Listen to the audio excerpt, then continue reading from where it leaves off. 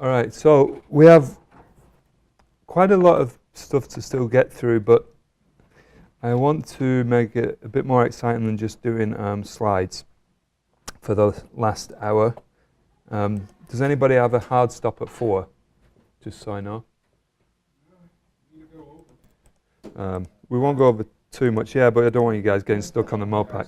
So, all right, let's blast through some of this, and then we're going to deploy a SQL server in Azure. Brief overview of a virtual network. So this is one of the first things you set up, right?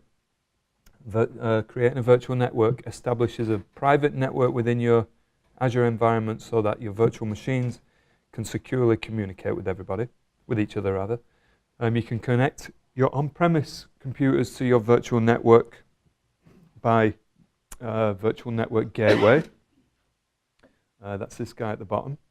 And you can have any number of subnets in your VNet, and generally a good idea is to map your subnets to the actual service that you're provisioning in the VNet, right? So a good example, like I said earlier, if these are your SQL servers, put them in a subnet called databases, right? And then you can quite easily then restrict traffic to only talk on 1433 between these two subnets, right? It's just a good practice of how to segregate your sort of workloads within your VNet. The way that you provide that security between those subnets are by those NSGs, which are called network security groups. They're very similar to, the concept is quite similar to an access control list in a Windows server, you know, where you say, okay, I want to give this guy full control, or I want to restrict to, read only. Similar kind of concept, similar to, traditional sort of firewall rules. VNet to VNet connectivity, you asked about this earlier, so a single VNet is scoped to an Azure region. You can do cross-VNet geo-redundancy and geo-presence by implementing a site-to-site VPN between two VNets, right? So that's pretty cool. You can use load balancing or traffic manager to then direct your traffic coming in. Let's say you're in Los Angeles and you've got some users in New York, and you've got the service running in East and West Coast. How would you get those users directed accordingly? Well, one of the services in Azure is called Traffic Manager, and that's sort of a geo-aware load balancer that says, okay, this IP address is West Coast, send him to the West region. Regional multi-tier applications with strong isolation boundaries. So within the same region, you can set up multi-tier applications with multiple virtual networks, all connected together, and you can ensure strong isolation and secure interconnectivity between those VNets. And cross-subscription inter-organization communication, so you can connect workloads from different subscriptions between different virtual networks if you want. VNet peering, this is what I spoke to earlier as well. It's quite new, a couple of weeks old, this feature. And this basically allows you to connect virtual networks that are in the same region together without using a site-to-site VPN gateway. So basically you're just using the Azure backbone, right? So you're going over Microsoft's network to communicate between these two VNets. So pretty awesome that you don't have to spin up a virtual network gateway in each VNet and do the whole site-to-site connectivity piece. You just click a few buttons in the portal and bang, you're done. You can then have your virtual machines in one virtual network talking to the other virtual network without any routing necessary, right? It's really cool. So it's routed just like it is if you've got a virtual machine in the same VNet, right? Now you've got another VNet and another data center, but you're connecting them together over the Microsoft backbone. So pretty cool stuff. You have the ability to use resources such as network appliances and VPN gateways as transit points in a VNet. You're going to see a diagram in a minute that's going to show that in more detail. In fact, let's move on to that. So here, if you've got your on-premise environment, your data center sitting down here, you've got a VPN site-to-site VPN established between your data center and your initial VNet. Let's say it's IT hub in Azure. That's your first VNet. You got these other two VNets, and the primary thing to note here is that these network spaces are all unique, right? And they have to be unique, and they have to be unique not just within Azure, but also from your physical on-premise environments, right? Because if you've got this address space in use down in your on-premise environment, and then you connect your site-to-site VPN gateway, you're going to have an IP conflict there, and that's a big no-no. So basically, you set up peering between each of those VNets and have your site-to-site VPN connection. So then, Joe Blogg's sitting in his workstation here. He's able to go over the site-to-site VPN, get to everything in this VNet, but then because these appeared, he can also get to that machine. That machine, it's as if it's your own. It's as if it's another branch of your organization. Network security groups, we spoke about a little bit already, so I'm not going to bang on about that. This is where you would see them in the portal. That's on the left, the old portal. This is the Resource Manager portal view of a network security group on the right. This is what you apply the NSG to, either the NIC of the VM or the actual subnet. And these are your inbound and outbound security rules, right? So that's where you would configure port access and subnet definitions and all the rest of it.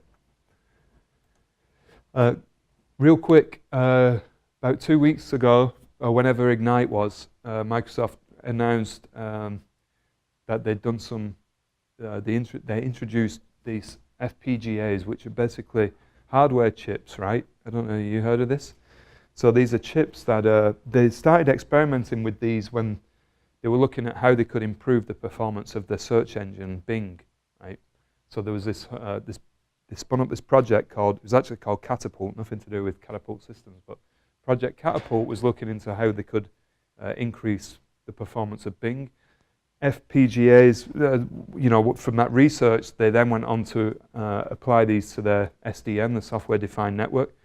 Now you've got 25 gigabit per second on the Azure backbone, which is pretty amazing, right?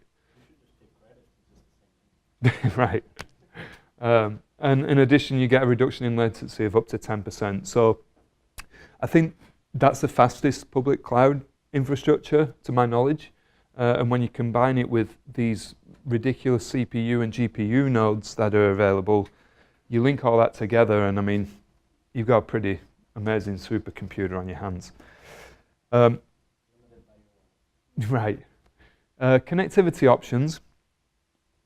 Site-to-site VPN is generally, small to medium business. This is if you want to get your on-premise environment connected relatively cheaply and relatively quickly, right? If you want to deploy that Azure Everywhere program, for example, and synchronize your AD up to the cloud, site-to-site VPN is going to get you connected pretty quick. The ExpressRoute, you're going to see a few more slides, but that's a dedicated link that you're buying or renting per month. It's a service which is, it's got higher SLA, higher performance. And then at the top there, data synchronization, that is kind of, that's a separate form of connectivity. It's not like your ExpressRoute VNet, but this is a service which allows you to basically synchronize any type of data, right, in any format via this service called Azure Data Factory, and it uses data pipelines to get it into other services in Azure, right? So think, let's say SQL Data Warehouse, right? Huge SQL database offered as a platform as a service. You can take data that's in an unstructured format, whatever format you have. You can use Data Factory to take that data in a pipeline, put it into an Azure data lake.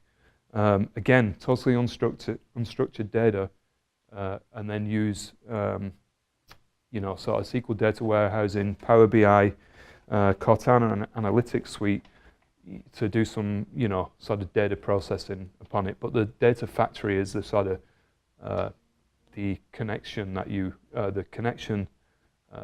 sort of service that you would implement in order to get the data up there. Application level service bus, Alonso spoke a little bit about that earlier. Let me move on here to ExpressRoute. ExpressRoute really is, for mission critical workloads, right? If you want to do backup and DR, if you want to do, let's say, SQL always on replication, or you want to do Store Simple. How many have heard of Store Simple? So Store Simple is it's a device, a virtual appliance basically. It sits on premise and it's got different storage tiers in there. So you've got SSD disks for the hot data, frequently accessed. There's some regular hard disks in there, so infrequently data can sit there, but still kind of frequently accessed.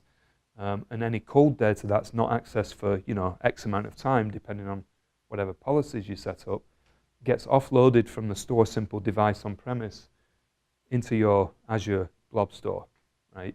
So it's basically archiving your data off without you even needing to know about it, right? If it's not accessed for a year, it ships it off to the Blob Store, and then someone clicks on it and they want to have access to it, it'll pull it back down from your Blob Store and put it back on your Store Simple device on premise. So a really cool piece of kit, products rather. VPN Gateways. So you put one of these on. This is your gateway is basically your gateway into your VNet, right? There's three levels, 3 SKUs: basic, standard, and performance. These are the throughputs you're going to get with each of those tiers, and potentially, crucially as well, the amount of IPsec tunnels that you can establish. So if you've got a standard site-to-site VPN gateway, right, you're going to get a maximum 100 megabit per second throughput, and you can have a maximum of 10 IPsec tunnels. If you've got 20 branch offices, this is no good for you. You want to connect them all. You need to go with the performance level where you can have 30 IPsec tunnels, and then you're going to get 200 megabit per second as well. You can have a multi-site VPN. So, branch offices, you can create a multi-site VPN gateway up there in Azure, have all of those connecting to the same VNet. Pretty cool. That's an example of that, I suppose. So you've got your different branch offices connecting to a single VNet. Again, crucially is the IP address spacing, right? You don't have any overlapping IP address space. ExpressRoute, this is obviously good if you want predictable performance. You get an SLA on it, you get high performance, high throughput. It's totally private, so it's going out over your WAN provider is giving you a private connection directly into the Azure backbone. There's nothing to do with the internet whatsoever. Right? If you go with a site-to-site VPN connection, that's basically just an IPsec tunnel over the internet, right? It's secure, yes, but it still uses the internet to get there. So with this, you're getting a dedicated pipe straight into your Azure environment. This is just another pictorial example of that. Now, interestingly, Microsoft used to say there's 3 types of peering available with ExpressRoute: public, private, and Microsoft peering. So the public peering is basically platform as a service things, right, offered in Azure. Your private peering is your virtual machines and infrastructure as a service that you're going to deploy. I mean, they used to recommend that you use your ExpressRoute to get to Office 365 as well, but more recent recommendation is that you don't use ExpressRoute to go there. And the reason for that is because of the way that O365 is architected. They basically figured out that because of the way that that's globally distributed as a service, you're actually restricting yourself if you're going to try and access it via your ExpressRoute. So that recommendation has changed pretty recently. This is the locations at which you can access ExpressRoutes available.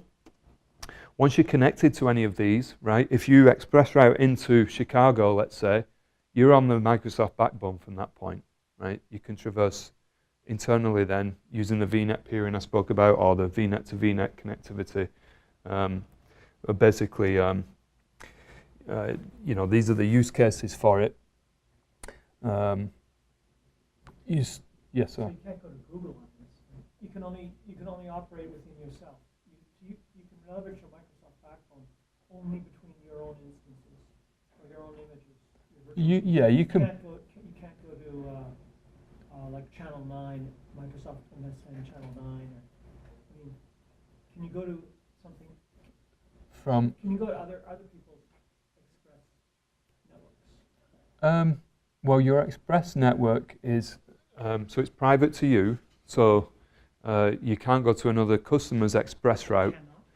Well, I don't think so. I mean, security reasons. I mean, you can peer with others if you have an agreement with them, right? But yeah, I mean, I'm not really a low-level networking person, but I do know it uses BGP routing protocols. So basically, it's okay. Yeah, it basically uses tagging on the packets. So that's how it's basically. Everybody's, you're not all having an individual sort of dedicated pipe going there. You're kind of sharing, but the way that routing works, it's called BGP. It's a type of packet inspection, and those the information on those packets are what help get your traffic to where it's supposed to be once it hits, the sort of Azure gateway. So you want to use ExpressRoute if you want to do, large quantity of VM migrations from on-premise to Azure, any hybrid applications, and basically mission-critical stuff, right? Things that you generally don't just want to rely on a site-to-site VPN for. Again, that's a brief overview. You can coexist with an ExpressRoute and site-to-site VPN. So, you have your ExpressRoute and then use your site-to-site VPN to know as a backup, right? Why not? Doesn't cost that much for a site-to-site VPN. You do get an SLA with your ExpressRoute, but still, it's nice to have a site-to-site as a backup. And also, if you want to connect a branch office, right, you can, just because you've got an ExpressRoute going into your VNet, doesn't mean you can't connect another remote site via a site-to-site VPN to the same VNet. So that coexistence is pretty cool. Break time. That's how far behind we're running. So SQL and Azure, I'm going to drop out of this slide deck and I'm going to provision something in Azure real quick. You see that all right? Let me see if I can make that bigger. So here's my dashboard. This is a resource group that I created earlier called Azure Bootcamp. And we're going to go in here. Within my resource group, I want to add a virtual machine.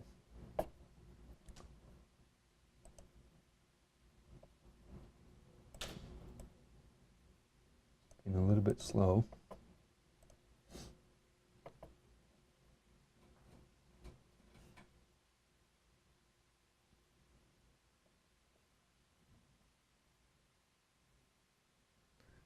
Very slow, actually.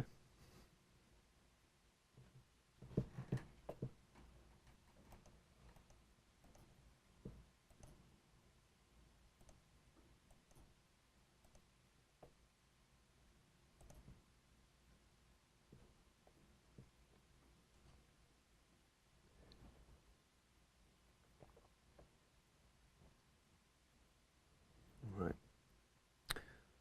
So here we've got, if I just wanted to deploy a Windows server, we've got that there. So whatever, let's go. Windows SQL Server 2014. Here you get the option to do it as a classic, which is the service manager, the all portal. We're going to do it in the new one, resource manager. Click create.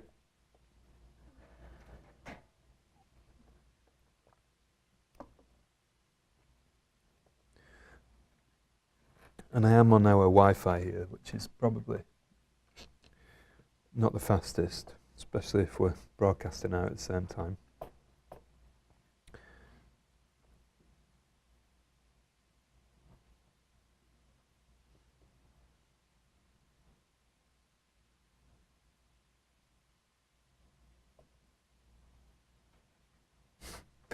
Normally it's much faster than this. While we're waiting, Yeah. question about encryption. Okay. So we have at-rest encryption, Yes. one thing. Then we have in-transit Mm-hmm. encryption. The encryption I'm interested in is encryption from the load balancer to the web server internally. So in that, it's easy enough to get HTTPS into the load balancer, and Yeah. Amazon gives you that. But if from the load balancer to the web server, Yep, you can upload certificate to the actual load balancer itself, if you want. I mean, that's an extra level of encryption, right? Hold on.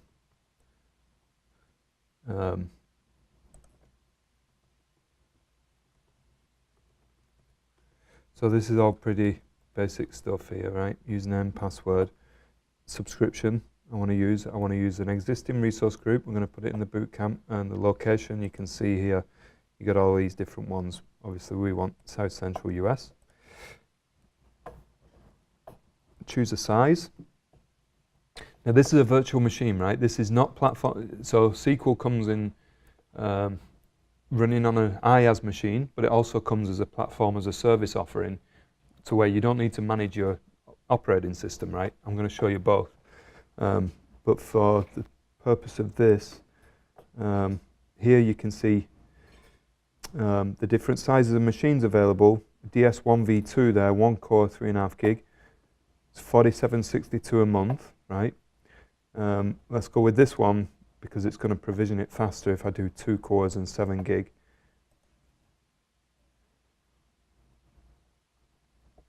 why would it provision it faster? Why? Yeah. It'll actually, yeah, because it's got 2 cores and 7 gig of memory, so it's going to, if it's got 1 core and it's trying to install and build and provision, yeah, I've just generally noticed if I'm building something in Azure, like even a default Windows server, I just do it with 2 cores and 7 gig of RAM until I've finished patching it and I don't need that performance anymore. Then I set it back down to a D1. That's clever. You know, you sit there for 20 minutes waiting for it, or you can spin it up in a few minutes. It's pointless, right? You pay for that extra power for literally minutes. Yeah. Elastic compute, right? So this is basically doesn't really matter for the purpose of this demonstration. I can accept the defaults here, but if you virtual network, right? You can already see we have different virtual networks here. So we're going to create a new one, new default subnet.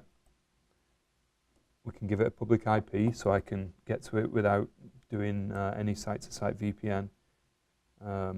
Here's where I would put it in an availability set. Now, I can do that even though you can't put a machine in an availability set after you've provisioned it, right? So if you think you're going to use an availability set, provision it with your first machine, right?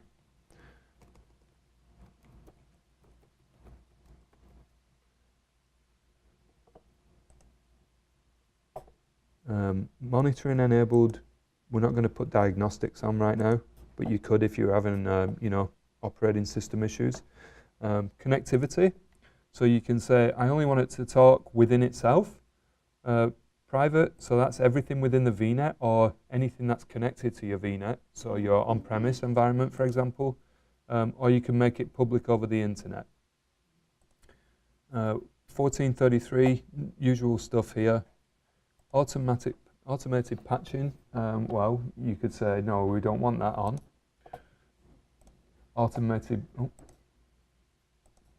Automated backup. Now this is sort of out of the box SQL backup. And that's basically going to snapshot your machine and give you, it's part of the sort of SQL offering, so you don't necessarily need to worry about backing up if you just turn that feature on. Snapshotted once a day?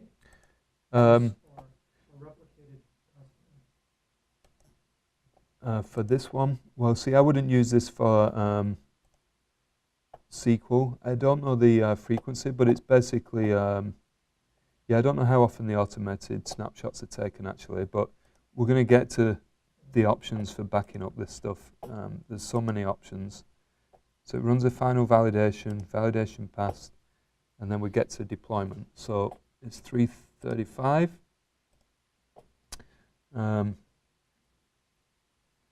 We'll see how long that takes. Now if I go here to SQL Databases, right, this is something separate. Right, this is platform as a service, so I can say, that's my name. I can go down here and use my existing resource group. Where is it? We're just going to put a sample database in there. And then here's where we actually configure. Now, you can see I've already got 4 SQL platform as a service database servers running here, right? Now I could just put my new instance on one of these existing SQL servers if I want, or I can say, no, I want my own.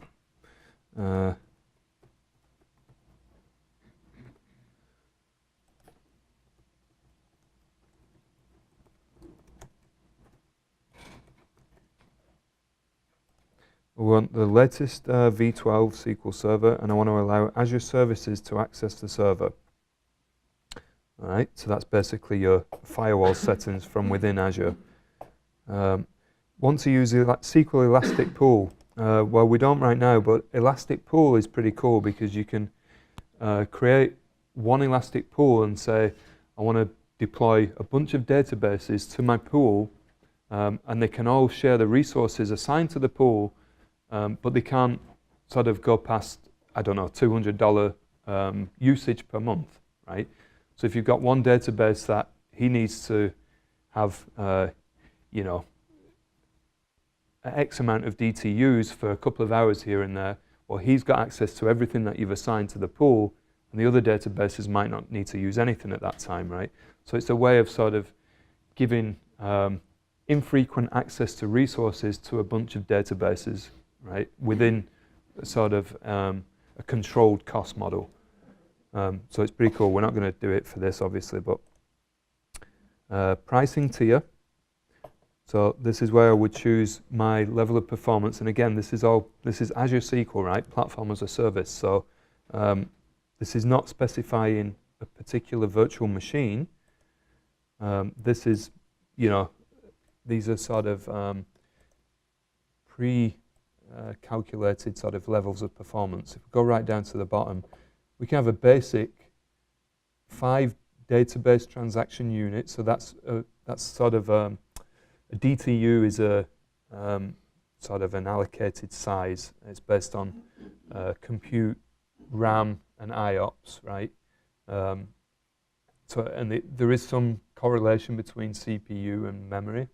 We're not going to get into what that computation is right now, but for 5 DTUs, you can have a database up to 2 gig in size. It has geo-replication by default. You have a point-in-time restore, and you get auditing, and it's going to cost you $5 a month, right? Or if you need something a bit more than that, we can have 4,000 DTU instance.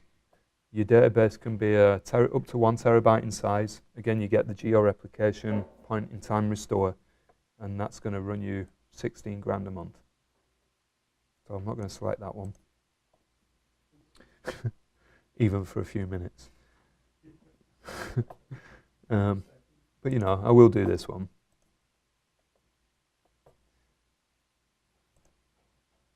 Now, that's going to validate, and that's submitted for deployment as well. So now I've got 2 things running. So while those are going, let's go back to the PowerPoints, and I can at least go through some of this stuff. So the difference between SQL Database, which is basically the platform as a service one, optimized to reduce your overall costs. You don't have to manage the operating system. You've got less administration, right? You don't have to manage any virtual machines. You don't even have to manage your backups, right? Because it's all included in the platform as a service offering. So it's a really, if you want to just have a SQL database and you're not really bothered about, any of the features you get with the SQL product running on an actual VM, then the Azure SQL offering is a great starting point. You know, there could be instances where that doesn't suit, though. You know, if you want to sort of have more administration rights over the SQL instance itself, then it's best to put it on a cloud-based virtual machine. Then you're having really then the same sort of experience as if it's running on a VM in your own data center. But whatever you go with here, once that database is provisioned, whether it's here or here on a VM or a platform as a service, you just use the same tools as you always use to manage that database, right? You can run SQL Server Management Studio on your machine here, give it the path to the database in the cloud, and you just use, you're just administering it from your machine here. It's exactly the same. So we saw that there's different database tiers, basic, standard, and premium. They all come with different levels of performance and billing. You can move databases from IaaS to PaaS, which is great if you have something complex on premise now, but you're running out of physical hardware. What can you do? You can migrate that database off premise to a pretty high performance virtual machine relatively quickly, right? You just need to copy that file up there, restore the SQL database onto your SQL VM running in Azure, and then when you're ready to you can do some testing and start thinking about porting it off the VM into the platform as a service offering 3 months later if you want, right? So there is a transitional path there. There's tools to help you move away from IaaS to PaaS if that's what ultimately you'd like to do. The sort of headache of managing a virtual machine just to run SQL, it's not for everybody, right? But then for some, you might need to have it more globally distributed. You might want to use load balancing, traffic manager. You might want it running on VMs. So the options are there. This is just an overview of the levels of performance you're going to get with Azure SQL. Again, we touched on that already. So we're going to deploy now this S3. You've got max sessions, concurrent logins, and it's all it all scales up with the size of size of the instance that you deploy. Here's the elastic database pools. Similar thing. What do you need to deploy in order to get that pool size? So the eDTUs, right? This is basically the CPU memory combined into a DTU unit. If you go with the biggest premium PaaS offering, you're going to get 1,500 DTUs, maximum storage 750 gig per pool. You can put 50 database on there, right, and have 28,000 concurrent sessions. So pretty cool. And again, your pool is the boundary for sort of the cost of those things. Two links there for going to estimate your cost of deploying it on PaaS or in an elastic pool. And the last topic we've got is backup and DR. And I know I'm flying through some of this stuff, but I wanted you to at least have some overview of it. Let's see how those are getting on. All right, so they're both done, right, within less than 10 minutes, and I didn't even pick particularly huge instances. So if I go to tools here, right, I've got my, this is my Azure SQL S3 100 DTU instance. If I go to tools over here, I can just go, right, this isn't probably going to work out for me because I don't even have that. But if you did have Visual Studio installed, you would just go over here, open up, click this link, and it's going to open up that database that you've just provisioned in minutes, right? Yeah. Can you also talk about how you can use the SQL instances for other things inside of Azure, like ONS? Oh, yes. I mean, sure. You can, once you have SQL deployed in Azure, it's the same as having it on-premise, right? If you've got SCCM running on-premise and you want to extend that, or SCOM, for example, you want to extend that to start looking into your Azure cloud environment as well, you can put the SQL Server up there. You can combine your SQL servers on premise with SQL servers running in your Azure tenant as well, and use either SQL mirroring or always on. Have any of you deployed always on, SQL always on? So since SQL 2012, this new feature called always on came out, similar to how Exchange uses the database availability groups, right? And I just did a deployment for a customer in Colorado. It was a records management system that 6 different agencies used, and they wanted it to not run in one agency's data center, so the obvious choice was to put it in the cloud. And that consisted of 4 SQL servers configured with SQL always on, and it was 3 in one data center and 1 in, so 3 in Iowa, 1 in Virginia. And the 3 in Iowa were configured to where they were all asynchronous synchronous replication within the same region. So they were constantly up to date, right? One of those servers was targeted for reporting. So that was the cool thing, right? You can have one of the nodes in an availability group, you can set it to be the reporting server, right? So you don't need a dedicated SQL server just for reporting purposes anymore. You can make that available in your availability group. Most of the time it's not doing reporting services, right? But you can use it as a sort of replica for your other machines. So 3 replicated synchronously within that region, another one in Virginia, so you've got disaster recovery built in. That's asynchronous replication, so you might get a bit of data lost if you lose that connection, but not very much. I think it's 60 seconds or something. So yeah, you can do the same thing with your SQL Server on premise, right? You could put another one in Azure, establish SQL mirroring, and have that doing synchronization. So you've got a secondary copy of your production database on premise running on a VM in Azure. It's not going to take half a day. You've got that set up. That you don't have to patch. Right. Yeah. Well, so doing it as platform as a service, I don't know. I haven't done that as platform as a service, actually. I don't think you'd be able to do it because it needs the clustering service installed.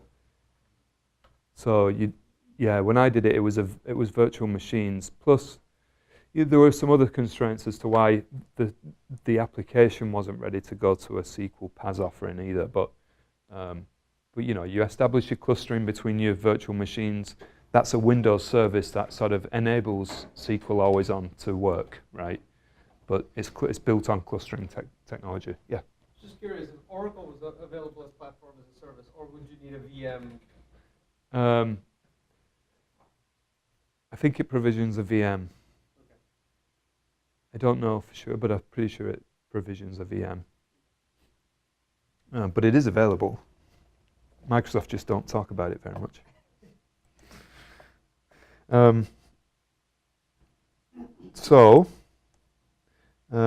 That's the platform as a service database there. Here, you can go in there and set your firewall rules. So I can say, what's my IP address?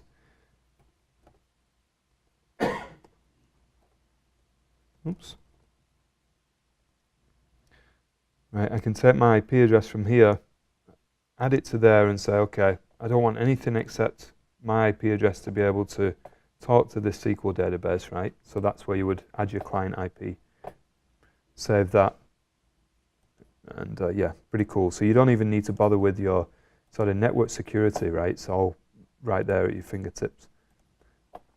If I go to the back to my VM, so this was the VM I built running SQL, right? So it's a 2-core 7 gig machine. It's got a public IP address, so I can hit this connect button right now. I'm going to get an RDP session. That memory, that RAM, is actual RAM available for the VM, Mm-hmm. for the applications? Yep. Not Yep. the overall, because some of that is Oh yeah, no, That's not included. it's for the OS. So you know, now if you look, I'm logging into the actual server. If I go and look at So this is the box running in SQL Server? yeah, this is my box running SQL. I go to the performance. Here's my memory, right? 7 gig. I'm only using 1.7 gig. CPU is doing nothing. Okay. So it's everything as if, you know, it's almost a physical machine, right? Go here. I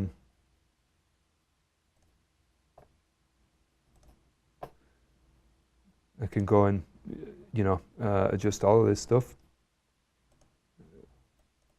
So you could install anything on the spot. Absolutely. Here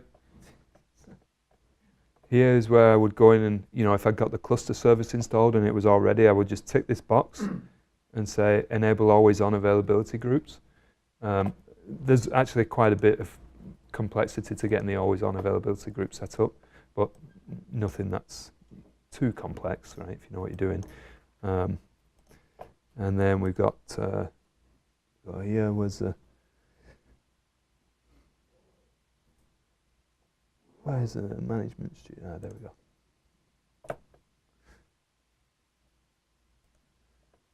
So, you know, main takeaway is that in 10 minutes, I've got a SQL server here, right?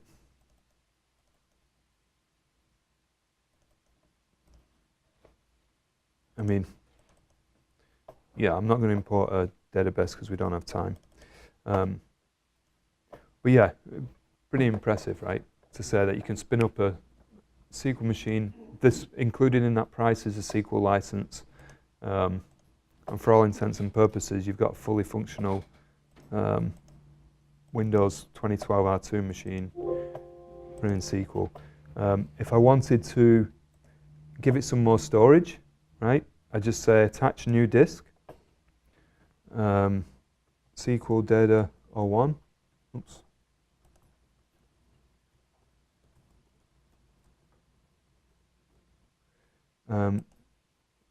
Give it regular hard disk for the sake of this.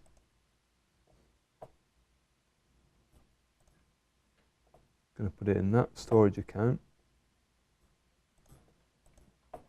It doesn't matter. Turn host caching on. Do whatever I want with it. So that's going to attach a disk, right? So watch how quick this is. You could do this while the database is being used. Absolutely. Well, yeah, you can. If you want to extend your database disk volume, you probably want to stop SQL services, right? Okay. Just adding a second disk. I'm adding now, another disk, a data disk. Okay, so it was provisioned. You can see there with a 1 terabyte disk, because that's what you get with the that VM in particular that we spun up. I've given it another one now.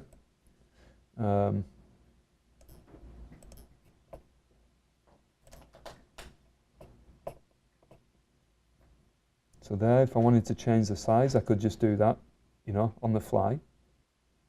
So let me do that real quick. I'm going to up it to, so I've added a new disk. I'm resizing the virtual machine now. And when that's finished, you can see now it's starting, right? So it's rebooting the machine because I've given it more CPU and memory. But here now you can see we're running now on a DS3 with 4 cores and 14 gig of memory. And when I connect to that machine again and I go into Disk Manager, I'm going to see that additional disk that I haven't done anything with it yet, right? I've just provisioned it. It's like if you've given it a new LUN on your SAN, right? You make it available to the server, but you still need to go into the server and sort of format the disk and, you know, use storage spaces or whatever to present it to the operating So system. you start getting charged for the extra space immediately, or only after you've done all that other. If it's a premium disk, an SSD, Yes. yeah. But I provisioned a standard one, so there'll be no charge at this point. Is Windows Server 2016 an option yet? Mm-hmm. How about Yep. Nano? Yep. Is that on? It's not yet available on the government portal. Okay, it's not. Okay. Not as of yesterday. Okay. Yeah, the Gov Cloud is,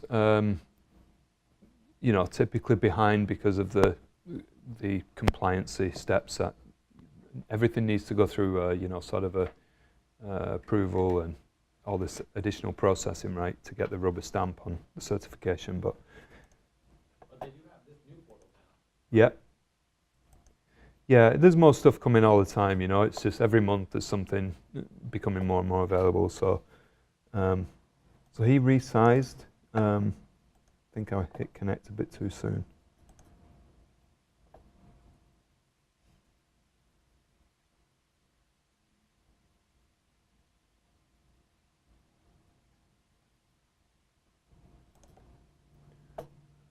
Ready?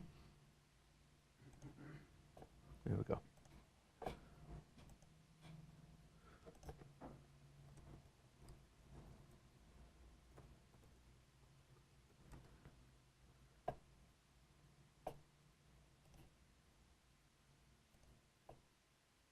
If I now look, I've got 14 gig of RAM, and I got 4 virtual processors. I go to my in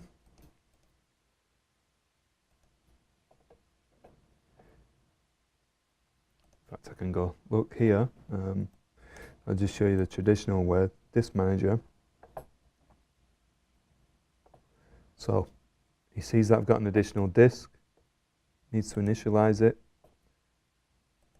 and there he is. Create a new volume, drive letter, whatever you want. Right, if it was for SQL, I would allocate 64K unit size.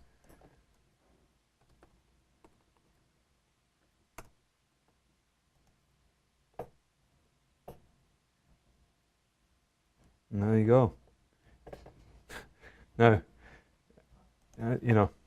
back in my day, if I wanted a SQL server with, that much resources thrown at it, probably be looking at 4 months, Sorry, I missed something. Did you actually reconfigure the CPU and RAM also, In the portal, yeah, just now? about 5 minutes ago.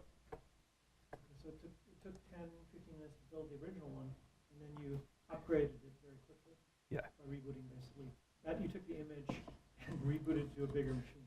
Pretty much. The blob stays probably where it is, but yeah, it's the underlying magic of, just say, if you went to a different sort of, let me show you real quick. No, I got it. I totally got it. If you went, like you could go to a totally different, if your VM is within the same series, right, within the D, I can resize on the fly, right? With a reboot. Yeah.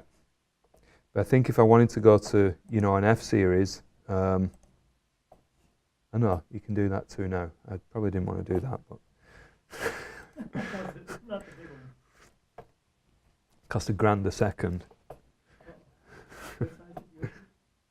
I can't remember. I did a pretty big one. But whatever, I can, I can pretty much stop it. So let me show you something real quick. I know we're kind of out of time. We didn't even get to talk about backup and recovery, but maybe we'll do another session sometime. There's basically 2 primary backup possibilities out of the box. Azure Backup is a service that's offered. So basically you create a recovery vault in your Azure subscription. And then basically that can, you go to your recovery vault and there's a discovery process. So you hit that button and it'll go out and look at all your VMs in your environment, and then you can select which ones you want to basically protect with the recovery vault. And that's basically, the agent that allows you to be able to back up those machines using the Azure Backup Service, right? And with that Azure Backup Service, you can define your own policies, retention policies, recovery point objects, all that stuff. So it's really cool service. If you're looking to get off tape backups on premise, for example, that's an awesome way to go, because you provision your storage in Azure, you install the recovery services and use Azure Backup to protect those machines, and it's just going to snapshot, back them up directly to your blob storage. Azure Site Recovery, this is a more complex DR product, but Site Recovery will let you basically orchestrate, it'll do real-time synchronization of, let's say you're running Hyper-V on-premise, you've got 1,000 machines down there.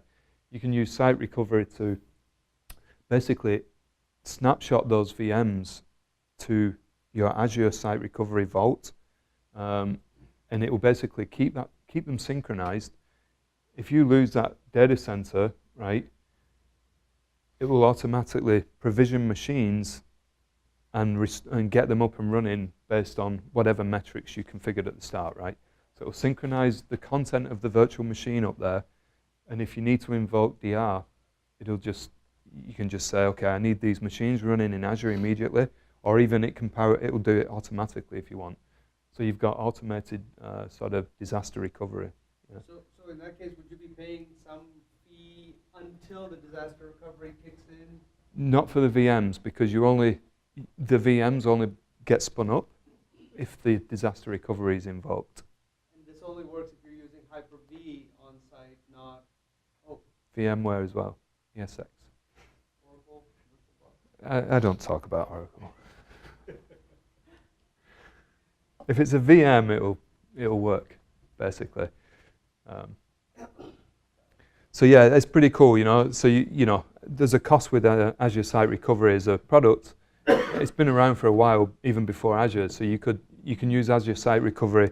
There's some more slides, but basically you can do Azure Site Recovery between sort of two physical locations you might have. This is recovery services, so that's the Azure Backup Service, right? Where you discover your VMs, you register them with the Azure Backup Service, and then you choose the policies. You can define policies per VM types to ensure that they're protected. Similar thing to backup files and folders. You can use Azure Backup to back up file shares on-premise up to the cloud. And this is, Data Protection Manager. Too much to talk about, sorry. But Site Recovery, this is, that's basically how the orchestration works, right? So Hyper-V or vCenter, you've got your Azure Storage, Azure Virtual Machines, automation, all running here.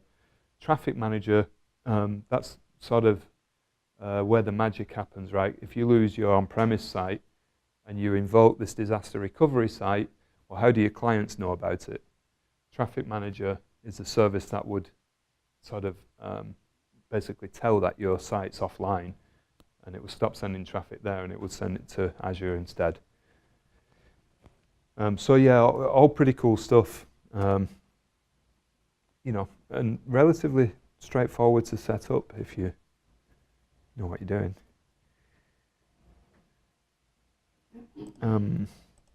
Is there anything else that you wanted to? Yeah, I'm just going to delete that virtual machine before Tim sees it. Oh, it's only a 4-core 8 gig. Will this information be publicly available if you wanted to dive into the VR portion of your chat?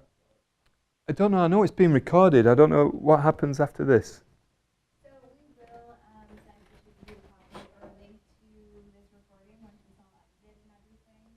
And then we can also send you a link to their presentation, the slide deck, for you to download. But that would be, I could get the presentation over to you by the end of the week. Okay, appreciate it.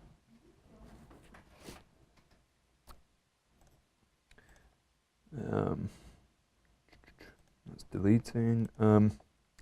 Yeah, so all of this, I mean, cut this down quite a bit, and I thought I could squeeze it all in. I think we covered most of we covered all of the topics that I wanted to. Some of them I wanted to go through in a little bit more depth, but I know you've absorbed a lot of information from Alonso and myself today, and you know, we do appreciate you being here. And you know where we are if you have any sort of requirements or questions going forward. Again, if you're looking to get into Azure as a foothold, that Azure Everywhere program is really great for getting you there quickly. You know, the cool thing is once you've got your identities up there, you know you've got a solid sort of security basis, right, to start provisioning other things. And you get single sign-on and all the rest of it. So generally a good place to start. Any questions?